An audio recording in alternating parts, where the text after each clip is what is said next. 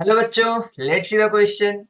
The vectors from the origin to the points A and B are A vector equal to 2i cap minus 3j cap plus 2k cap and B vector equal to 2i cap plus 3j cap plus k cap respectively. Then area of triangle OAB is option A 340, option B root 25, option C root over 229, option D half root over 229। ठीक है, तो अपने से ये क्या बोल रहा है, क्वेश्चन ये पूछा है कि दो वेक्टर गिवन है ओरिजिन से जिस पॉइंट का वेक्टर गिवन है, मींस यहाँ पर अगर हम ये ओरिजिन मान लेते हैं, अगर कोई ए वेक्टर यहाँ पर है, ये ओ ओरिजिन क्या होता है 0,0,0 एंड ए वेक्टर ये गिवन क्या है, मींस हम बोल सकते हैं ए यहाँ पर है एंड बी कोई वेक्टर लेट यहाँ पर मान लेते हैं ये बी वेक्टर है। ठीक है, ये बी वेक्टर गिवन है एंड ये ए वेक्टर गिवन है, मींस पोजीशन ऑफ पॉइंट क्या गिवन है, पोजीशन वेक्टर गिवन है, position vector of A and B are क्या है यहाँ रेस्पेक्टिवली, ये जो गिवन है ये पोजीशन वेक्टर है। यहाँ देख सकते हैं ओरिजिन से कोई भी पॉइंट का हम क्या करते हैं, अगर वेक्टर फॉर्म लिखते हैं तो वो पोजीशन वेक्टर होता है। तो B are position vector of A and B are A vector and B vector respectively. ठीक है, तो ये है।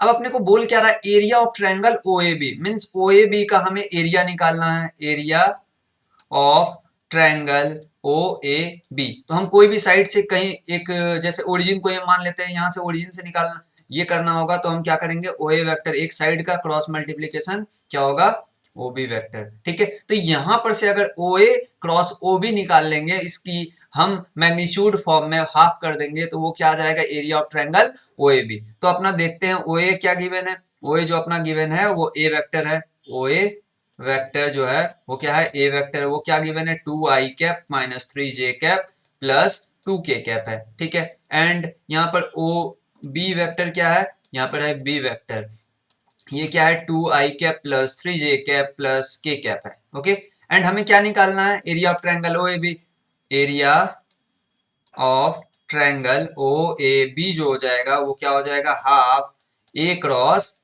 बी हो गया। ठीक है, एंड ए क्रॉस बी चलिए निकालते हैं, अपना ए क्रॉस बी जो आएगा, ए क्रॉस बी जो आएगा ये आ जाएगा डिटर्मिनेंट फॉर्म में, क्या आ जाएगा आई कैप जे कैप के कैप, पहले लिख लेते हैं आई कैप जे कैप के कैप। ठीक है, एंड अगर हम ए का देखें, ए का क्या है 2 माइनस 3 एंड 2, 2 माइनस 3 2। ठीक है, एंड अगर बी वेक्टर देखें 2 3 1, तो 2 3 1, अगर हम इसका निकाले, अब डिटर्मिनेंट निकालेंगे क्या आएगा, ये माइनस 3i कैप हो जाएगा एंड इधर क्या हो गया plus 4j cap plus 6k cap and ये हो जाएगा प्लस 6k कैप एंड ये हो जाएगा माइनस 6i कैप एंड ये हो जाएगा माइनस 2j कैप।